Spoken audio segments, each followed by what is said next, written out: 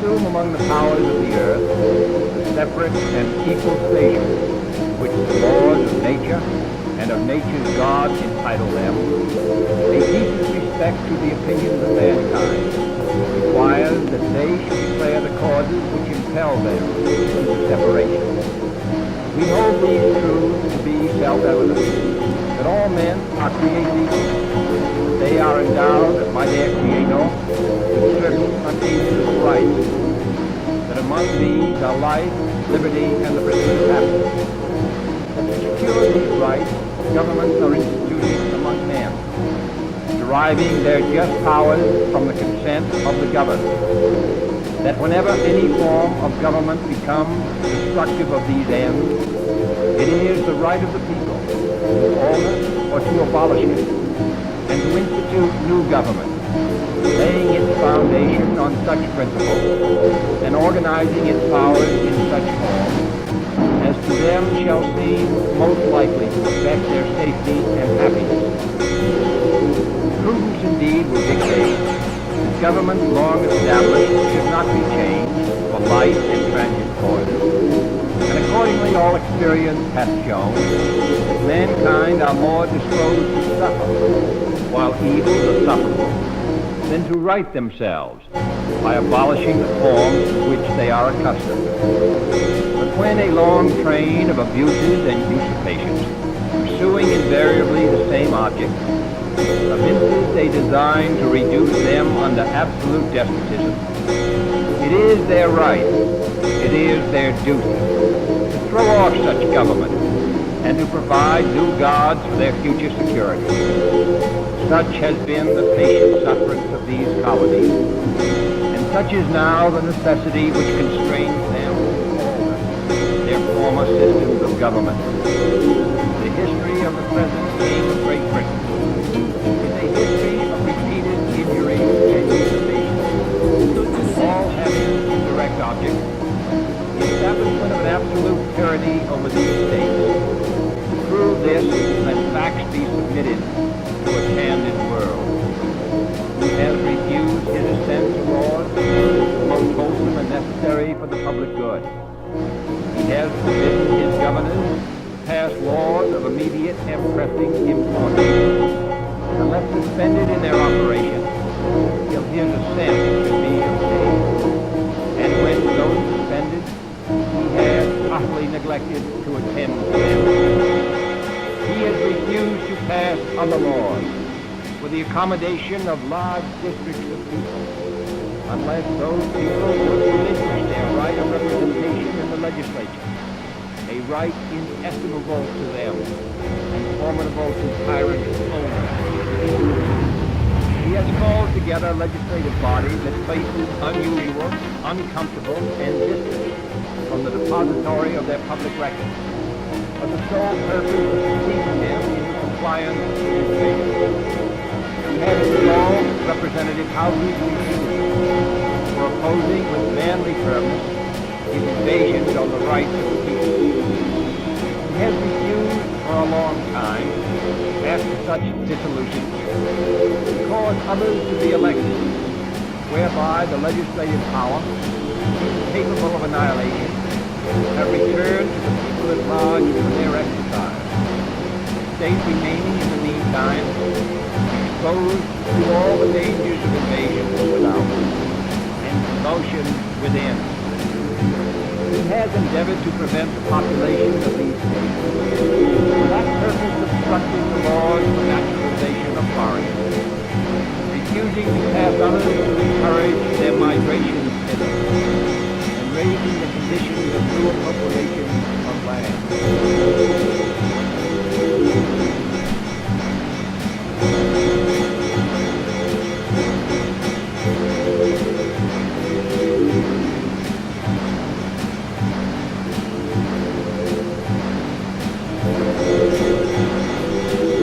Has obstructed the administration of justice by refusing his assent to laws for establishing judiciary powers.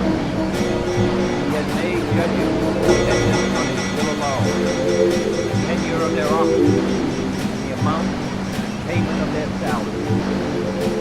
He has erected a multitude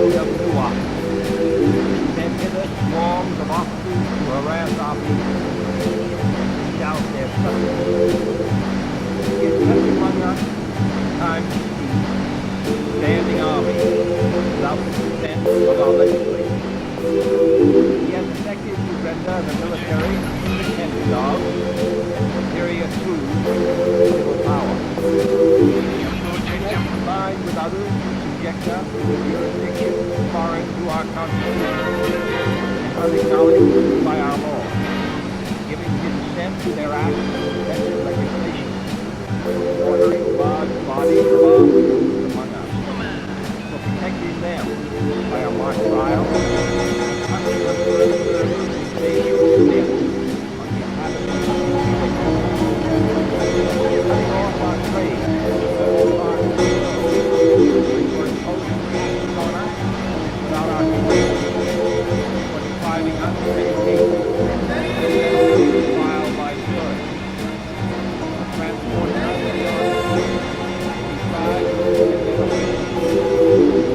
for abolishing the free system of English law in the state of Providence, establishing various and arbitrary governments, and enlarging its boundaries, whether it at once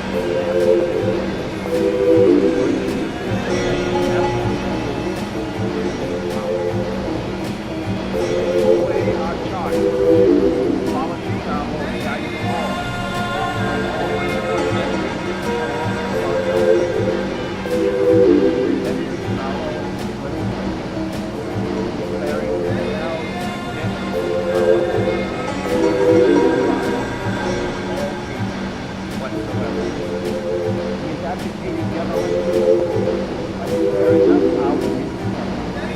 and waging war against us. He has plundered our seas, ravaged our country, burned our towns, and destroyed the lives of our people. He is at this time the transfer of our armies and our nursing homes. Complete the work of death and desolation and tyranny has already begun to threaten them with the infirmity. Carefully parallel to the most barbarous nations, totally unworthy of the head of civilized nations. Yet constrained our fellow citizens, taken captive on the high seas, to bear arms against their country, to become the executioners of their friends and brethren, or to fall themselves by their hands. He has excited domestic insurrections among us, and has endeavored to bring on the inhabitants of our frontiers the merciless Indian savages, those for warfare, and destruction of all ages, protecting and every stage of his practice, he has issued and rest upon humble affairs. Our civilization have been only by character is thus marked by every act. They define a tyrant is unfit. Nor have we been warning the intentions to our British brethren. We have warned them from time to time of attempts by their legislators we have reminded them of the circumstances of our immigration and settlement here.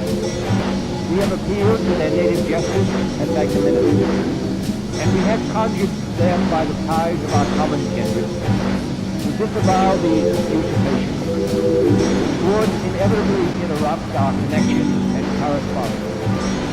They too have been deaf to the voice of justice and of consanguinity.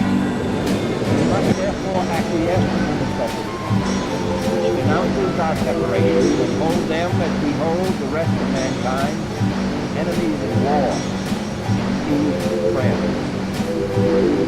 We, therefore, the representatives of the United States of America, in General Congress assembled, appealing to the Supreme Judge of the world for the rectitude of our intentions, do in the name and by authority of the good people of these colonies solemnly publish and declare that these united colonies are, and of a right ought to be, free and independent states, that they are absolved from all allegiance to the British Crown, and that all political connection between them and the state of Great Britain is and ought to be totally dissolved, and that as free and independent states, they have full power to levy war, conclude peace, contract alliances, establish commerce, and to do all other acts and things which independent states may of right do.